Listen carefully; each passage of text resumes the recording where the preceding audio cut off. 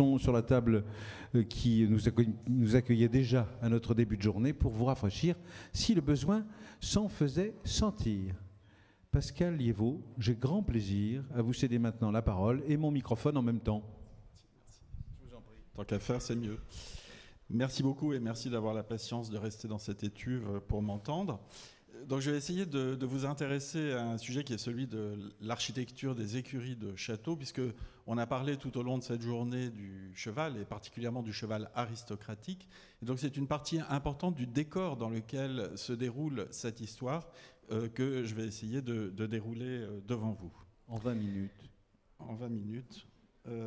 Top chrono, vous faites bien de me le rappeler parce que... Enfin, si vous voulez faire moins, je ne vous en empêcherai pas non plus. Hein, on verra peut-être. Donc c'est en tant qu'historien de l'architecture et conservateur du patrimoine que je me suis intéressé aux écuries de château en constatant lors de mes tournées professionnelles que c'était des bâtiments qui étaient assez mal aimés, assez peu protégés au titre des monuments historiques, mais qui n'en présentaient pas moins un intérêt architectural et historique, bien entendu, très, très important. Pourquoi mal aimé? Parce que les propriétaires de grandes maisons, vous le savez, ont parfois des difficultés financières à entretenir leurs biens. Et il est tout à fait logique qu'ils consacrent l'essentiel de leur budget péniblement amassé à la réfection de la toiture de la demeure avant de se préoccuper des écuries. Or, les écuries, parmi tous les communs qui entourent la demeure seigneuriale, sont le plus noble des communs, et souvent forment une sorte de lien symbolique entre le château et les dits communs. Et lorsque l'on va dans les archives ou dans les ouvrages anciens, on se rend compte que bien souvent, les grands seigneurs faisaient visiter leurs écuries à leurs hôtes de marque, et parfois même ces visites pouvaient se faire, comme c'était le cas par exemple dans les grandes écuries de Chantilly, dont je vais rapidement vous parler tout à l'heure, en musique.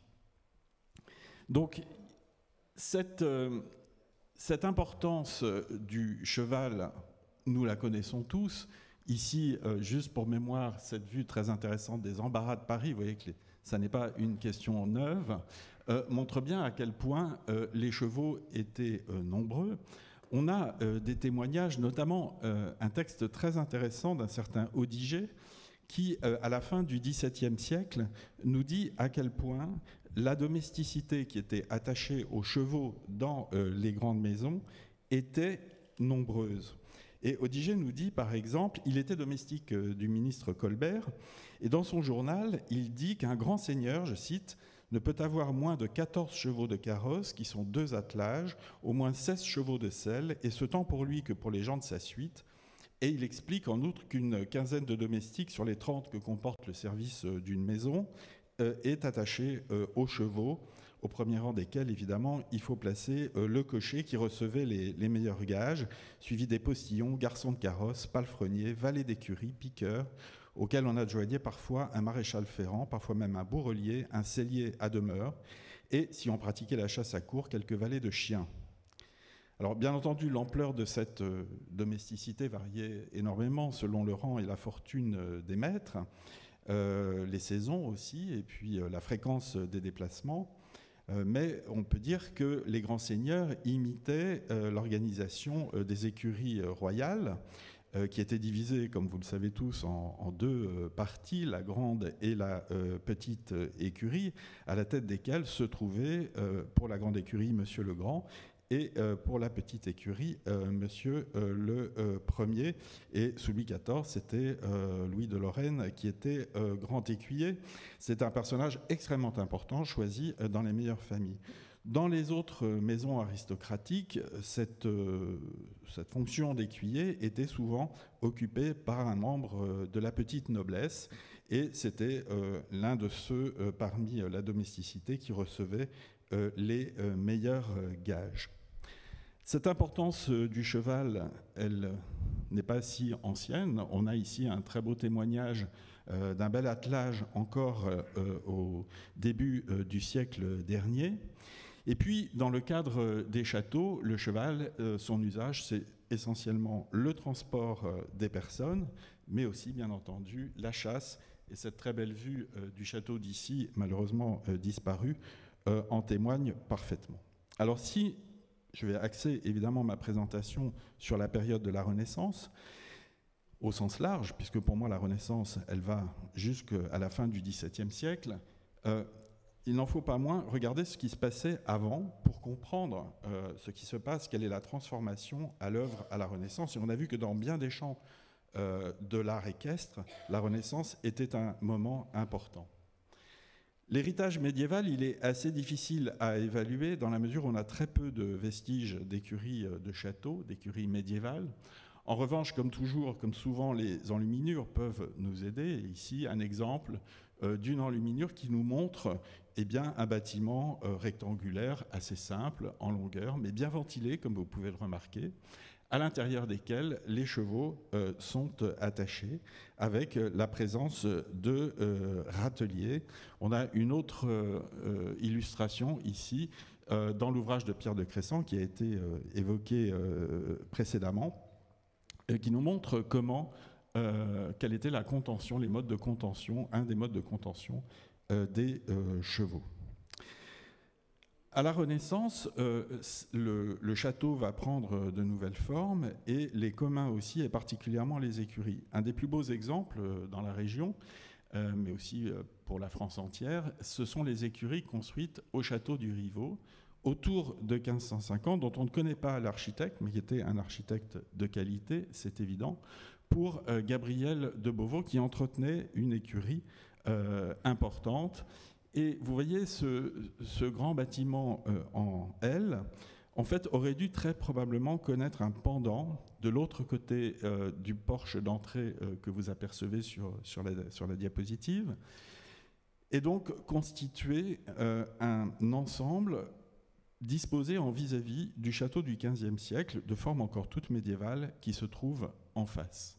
C'est une construction qui utilise le moellon, mais aussi la pierre de taille, avec deux ailes, tout simplement parce que l'on évitait, et là on le trouve cela dans beaucoup de traités anciens, on évitait de mélanger les chevaux en fonction qu'ils appartenaient au maître des lieux ou à des visiteurs pour éviter la propagation des maladies. Si l'on rentre dans ces écuries, on voit à quel point la construction était soignée. En dépit de l'usure du temps, on remarque la beauté de la stéréotomie, l'assemblage des pierres et les voûtes qui couvrent ces écuries. La plupart du temps, les écuries étaient couvertes de planchers parce que c'était moins onéreux, mais les voûtes avaient l'avantage, évidemment, d'éviter la propagation du feu, qui était le grand ennemi des écuries. N'oubliez pas qu'on éclairait les écuries à la chandelle à cette époque, et ce sont des lieux hautement inflammables, vous imaginez bien pourquoi. Et aussi parce que la voûte permettait de conserver une température à peu près égale, favorable au confort du cheval. Au-dessus, toujours dans ces mêmes écuries du Rivaux, se trouve le fenil, où était conservé le fourrage, avec une très grande ventilation, vous le voyez, de part et d'autre, qui permettait d'éviter la moisissure et que ce fourrage ne se gâte trop rapidement. Vous savez que les chevaux consomment énormément et ça représente des volumes importants qu'il s'agissait, évidemment, dont il s'agissait de disposer. Toujours à la Renaissance, dans le Puy-de-Dôme, un magnifique témoignage de la somptuosité à laquelle pouvaient atteindre ces décors d'écuries. Ce sont aussi des écuries voûtées et qui sont couvertes d'un décor de grotesque, qui était un style très à la mode à la Renaissance, qui vient d'Italie, mais qui vient aussi des exemples de l'Antiquité, avec des représentations de différents usages du cheval, pour le transport, pour la chasse notamment. Tout cela organisé dans des médaillons, dans des cadres, avec un raffinement extraordinaire, et un tel raffinement que pendant longtemps, les historiens de l'art ont pensé qu'il s'agissait d'une salle des gardes, et certainement pas d'une écurie, parce qu'ils ne pouvaient pas imaginer que l'on dépense autant d'argent pour décorer un lieu abritant des chevaux. Or, ce sont bien des écuries, elles en présentent tous les aménagements, et ce qui nous a valu de conserver ce décor, c'est qu'il a été recouvert de chaux et on l'a redécouvert relativement récemment à l'occasion d'une restauration. Et on a très peu encore aujourd'hui de vestiges de ces décors, mais on sait qu'il en existait ailleurs. On ne sait pas si cette mode vient directement d'Italie, il n'y en a guère plus en Italie conservée. Toujours est-il que cela montre l'importance que l'on attachait à ces bâtiments. Vous avez ici un détail d'une joute représentée sur, cette magnifique voûte.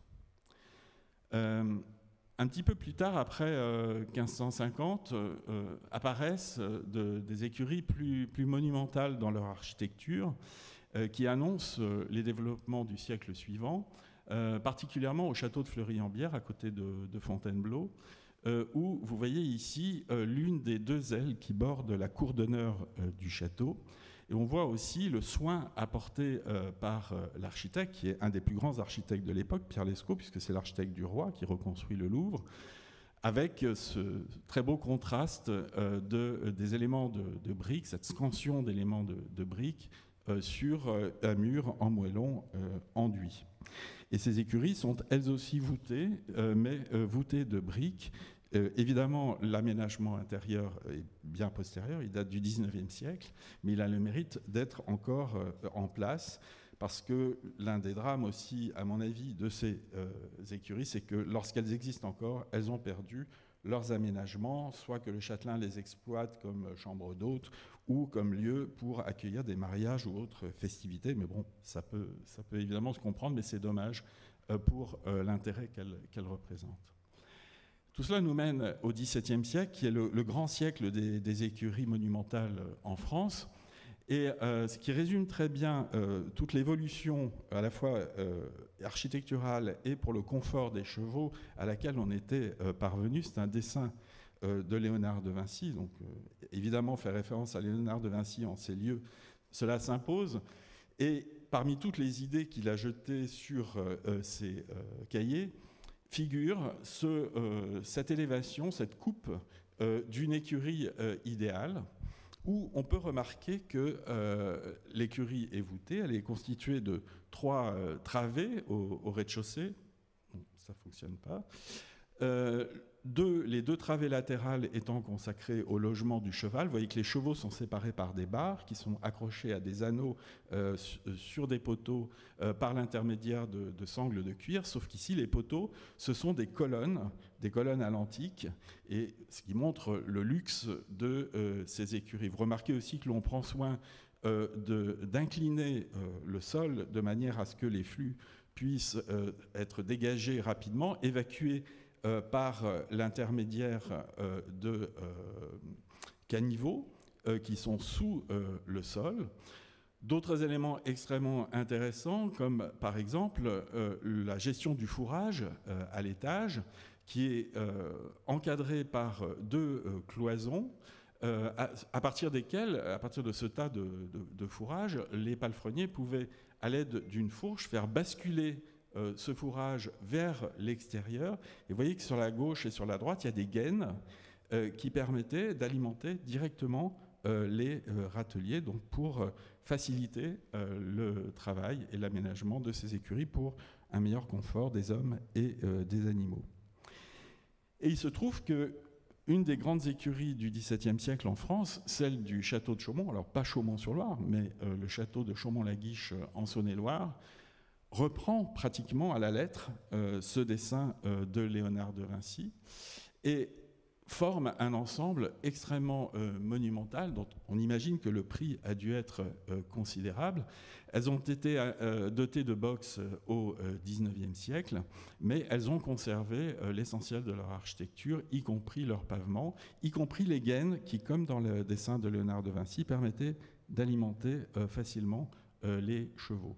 Ça, c'est une vue de l'extérieur de ce bâtiment qui est très impressionnant et qui montre aussi le soin que l'on pouvait apporter à ce type d'aménagement en faisant appel aux meilleurs architectes.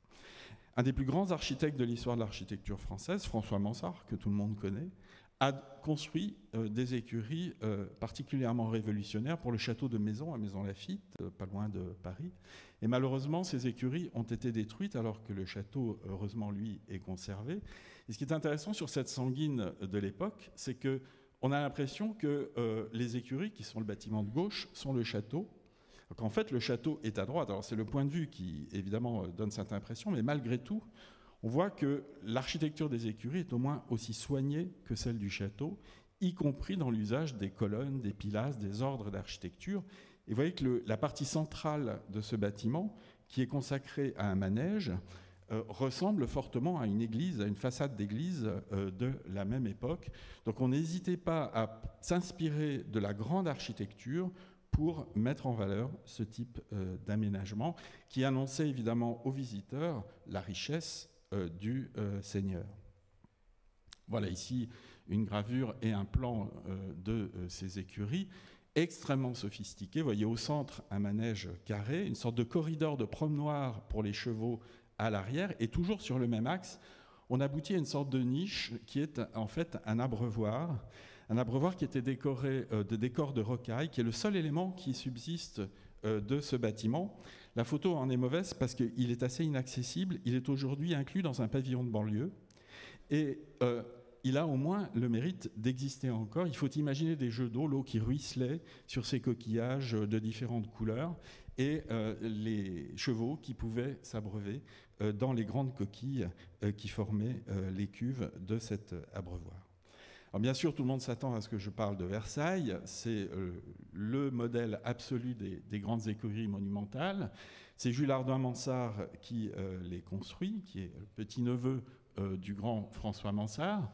Sur cette vue, elle n'existe pas encore, et les écuries au début du château de Versailles de Louis XIV se trouvaient dans l'aile gauche en avant du château. Et donc il faut attendre les années 1680, après la paix de Nimègue, au moment où le règne atteint son sommet, où les caisses du royaume sont pleines, pour que Louis XIV ordonne à son architecte de construire 2 grandes écuries monumentales que vous voyez en bas, qui ont une forme tout à fait particulière parce qu'elles s'inscrivent dans une patte d'oie qui a été dessinée précédemment par le jardinier Lenôtre pour l'accès au château. Donc ce sont des parcelles trapézoïdales à l'intérieur desquelles Jules Hardouin-Mansart dessine des bâtiments en biais qui forment une cour qui est fermée par un arc de cercle qui forme une sorte de fer à cheval de part et d'autre de la place d'armes du château en vis-à-vis du château. C'est-à-dire que depuis sa chambre, qui à la fin du règne était placée juste dans l'axe du château de Versailles, Louis XIV voyait ces 2 grandes écuries se déployer devant lui, et ça montre évidemment l'importance qu'il y attachait. Elles furent très onéreuses, elles furent rapidement construites, elles avaient une grande utilité, elles pouvaient accueillir environ 700 chevaux, ça s'est avéré très rapidement insuffisant, et on a continué d'acquérir ou de louer des bâtiments ailleurs dans la ville pour abriter des chevaux. Et puis, elle pouvait aussi abriter une trentaine de carrosses. Et puis, toute l'administration de l'écurie du roi, des écuries du roi, la grande et la petite, qui étaient extrêmement nombreuses. Voilà ici le plan de la petite écurie organisée autour de son manège.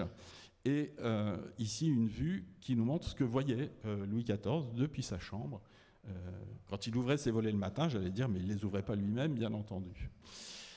Voilà ici une vue rapprochée de l'axe d'une des 2 cours d'écurie pour vous montrer la qualité de l'architecture et de la sculpture, et particulièrement le groupe des 3 chevaux, qui est absolument magnifique, de naturel et de vivacité, qui va inspirer de très nombreuses copies, ou en tout cas œuvres très proches. Donc sur les écuries des Lumières qui suivent, avec par exemple ce très rare exemple de stalle du XVIIIe siècle avec ses griffons qui semblent là pour protéger les chevaux, et un projet très inspiré de Versailles, mais une variante extrêmement intéressante, par Robert de Cotte, qui était le beau-frère et le principal collaborateur de Jules Hardouin-Mansart. C'est un projet pour Compiègne, pour le château royal de Compiègne, qui n'a jamais été réalisé. Mais c'était un château où on pratiquait évidemment beaucoup la chasse, avec ces 2 écuries, avec cette disposition en éventail des logements des chevaux, et autour d'un fer à cheval qui évidemment rappelle Versailles, et une capacité énorme de 560 stalles. Un autre une grande déclinaison des écuries versaillaises pour un membre de la famille royale, le prince de Conti, face à son château de l'Isle-Adam, des écuries en fer à cheval qui rappellent aussi, bien sûr, le dispositif versaillais. Et puis les architectes font des projets, y compris dans les livres d'architecture qui sont réalisés pour l'enseignement des jeunes architectes. Et par exemple, François de Neufforge présente parmi d'autres projets d'écurie ce dessin tout à fait extraordinaire et complexe d'écuries courbes organisées autour de manèges circulaires qui, évidemment, n'ont jamais été réalisés. Tout cela pour en venir aux écuries de Chantilly, qui sont l'autre grande réalisation de l'Ancien Régime en la matière, qui n'ont absolument rien à voir avec Versailles du point de vue de leur emplacement, puisque vous avez compris qu'à Versailles, les écuries font écho au château. Elles répondent, leur architecture répond à celle du château. Ici, à Chantilly, les écuries forment une sorte de grand bâtiment, de grande fabrique dans le parc, sans aucun lien architectural avec le château, qu'elles dominent même par leur position. Et elles jouent un rôle extrêmement important dans le paysage de cette grande clairière au milieu d'une forêt giboyeuse. C'est un ancien collaborateur de Jules Hardouin-Mansart, et Jean Aubert, qui les a dessinés, avec un plan assez complexe qui permet de regrouper dans un même site le logement des chevaux dans la partie basse, la partie principale, un manège au milieu qui forme un peu la rotule de la composition, et sur l'arrière deux grandes cours, une pour les remises, pour les voitures à droite, et une autre pour les chiens, pour le chenil, puisque vous savez que c'est un haut lieu de la vénerie, de la chasse à courre, que le château de Chantilly. Et il y a aussi sur la droite un manège circulaire extérieur qui vient former en quelque sorte la liaison avec la petite ville de Chantilly à laquelle on accède sur la droite par l'intermédiaire d'un arc de triomphe. Voilà, et ces deux modèles, Versailles et Chantilly, vous voyez par exemple qu'ici à Chantilly on retrouve l'idée des chevaux de Versailles, mais dans une version plus rocaille, vont inspirer des écuries en France, mais aussi à l'étranger, et constituent en quelque sorte une référence absolue en la matière.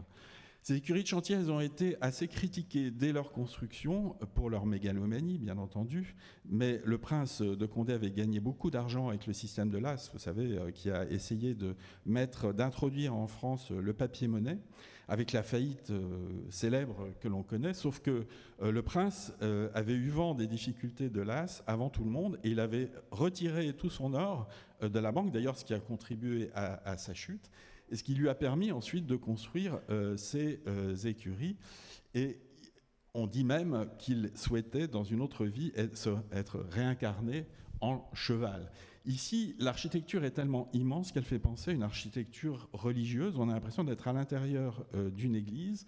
Et elles ont été critiquées parce que c'est le royaume des courants d'air, que les chevaux n'y sont pas vraiment dans le meilleur confort, mais que cela permettait au prince d'éblouir ses visiteurs lorsqu'il les amenait là.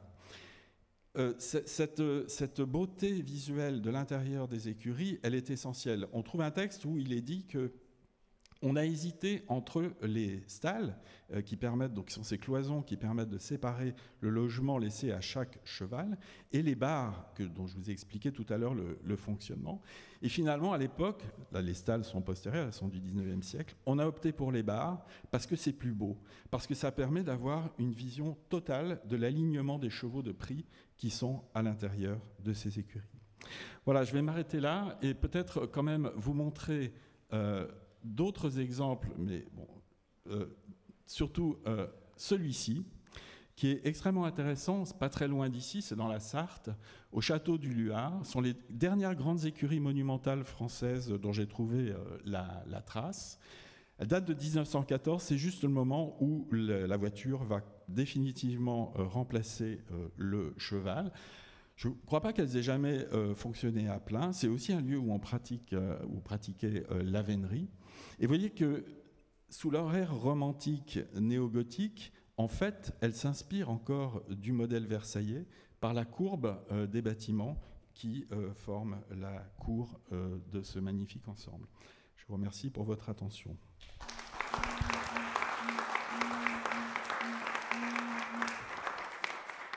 Le temps est venu maintenant des questions que vous auriez à poser, et à peine ai-je eu le temps d'évoquer la question que déjà une main se lève. Est-ce que vous pouvez nous dire pourquoi, au XVIIIe siècle, toutes les grandes écuries construites par les grands de l'époque étaient faites pour 220 chevaux? C'est un chiffre que j'ai retrouvé à 4 ou 5 ou 6 endroits différents, et on se demande pourquoi ce chiffre. Par exemple, quand le duc de Penthièvre, qui détestait la chasse mais qui était grand veneur de Louis XV, prend toute disposition pour que le roi puisse venir chasser à Rambouillet quand il le veut, en s'installant au château, en construisant un chenil. Il fait aussi construire de grandes écuries dans le corridor, qui est un grand bâtiment en longueur. Et combien de chevaux on peut mettre là-dedans? 220.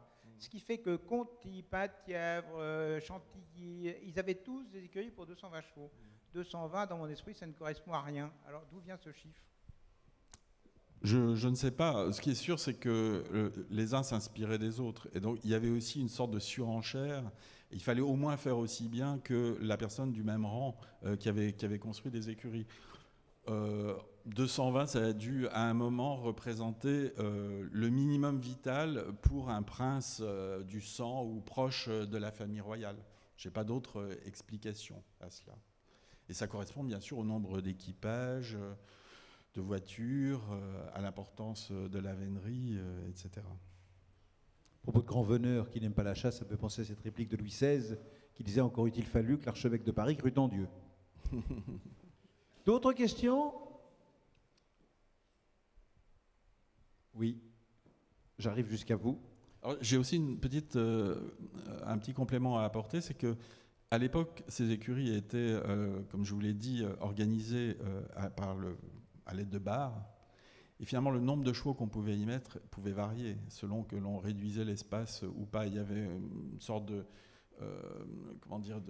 souplesse qui permettait de s'adapter en fonction des saisons aussi. Parce qu'il y avait des moments, les chevaux circulaient. Ces gens-là avaient plusieurs maisons, que ce soit à la campagne ou en ville. Et selon les besoins, il y avait plus ou moins de chevaux dans les écuries et on leur laissait plus ou moins d'espace. Donc c'est difficile aussi de dire exactement combien il y avait de chevaux dans une écurie. Y a-t-il en France des écuries plus récentes prises par le patrimoine, enfin qui font partie du patrimoine? Que celle du Luard? En tout cas, comme écurie de château, non. À ma connaissance, on n'en a pas construit d'autres. C'est déjà très tard, hein, celle du Luard. Il faut dire qu'on construit beaucoup moins de châteaux aussi. Et ben c'est pour ça, oui. Et on construit moins de châteaux. Et les chevaux ne sont plus présents dans les châteaux aujourd'hui. Et à part des écuries de château, des écuries en tant que telles, quoi, pas rattachées à un château. Qui soient protégés, par exemple, au titre des monuments historiques? Non, j'en connais pas. Non. Mais nous ne désespérons pas de faire classer l'ensemble du parc équestre fédéral. Exactement. Un jour. Une question, qui sera la dernière. Oui, moi j'ai une petite question à Pascal. Je la pose ici, j'aurais pu la poser en dehors, mais peut-être ça a d'autres gens que ça va intéresser. Est-ce qu'on a une idée du nombre en France, du nombre de châteaux avec des écuries intéressantes, disons? On ne sait même pas combien il y a de châteaux en France. Il y en a tellement. Il y a des milliers de châteaux. Et je me suis intéressé aux écuries, mais je suis loin de les connaître toutes. Et à chaque fois que je vais quelque part, j'en découvre. C'est énorme, malgré toutes les destructions qu'il y a eu. Et beaucoup ont été construites au XIXe siècle aussi. Je suis d'une générosité sans nom, hein, vous voyez. En tout cas, je n'ai aucune personnalité, c'est comme vous voudrez. Merci beaucoup. Je pense, pour répondre à votre question, monsieur, que dans de nombreux châteaux en France, il y a eu des écuries, certes beaucoup moins monumentales que celles de Chantilly et autres lieux que nous avons vus. Et ça peut être des écuries essentiellement 19e, d'ailleurs, dans lesquelles il y avait 3-4 boxes. Oui. Et réparties de façon... voilà, une écurie à droite, une écurie à gauche, qui se rattachaient à des bâtiments, à des communs. Et dans ces communs, il y avait aussi les attelages. Et il y avait des entreprises qui étaient spécialisées dans l'aménagement de ces écuries et qui imprimaient des catalogues sur lesquels on pouvait choisir les râteliers, les box, etc. C'est tout à fait passionnant à voir. Et parmi les écuries du 19e siècle, il y en a qui sont chères à mon cœur. Ce sont celles du château de Pries, à côté de Nevers.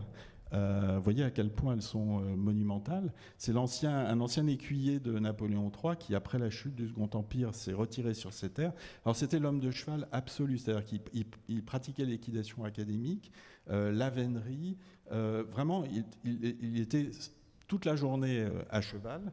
Il y a un grand manège qui se trouve dans l'axe de cette entrée monumentale. Et puis à l'intérieur, les écuries, les murs sont couverts de lambris de marbre de couleur. Donc c'est extraordinairement luxueux. La sellerie, c'est celle de Chaumont, du château de Chaumont. Oui, qui est une sellerie. Il y avait toujours une sellerie d'honneur dans ces écuries. Alors malheureusement, ça c'est vraiment un objet patrimonial qui a quasiment disparu. Mais oui, parce que d'abord ces selleries sont des lieux qui sont boisés, c'est-à-dire dans les murs sont recouverts en partie de bois pour conserver une ambiance favorable à l'entretien des harnachements de cuir, et parce que tous ces harnachements souvent ont été dispersés ou n'ont pas été entretenus, sont bouffés par les champignons, etc. Et donc il est très rare de trouver encore aujourd'hui un aménagement de ce type, une sellerie d'honneur aussi bien conservée qu'à Chaumont malheureusement. Je vous recommande celle de Montgeoffroy en Anjou. Absolument. Superbe aussi. Magnifique. Circulaire. Nous en terminons là, et pour en terminer correctement et proprement, je propose une salve d'applaudissements. Voilà.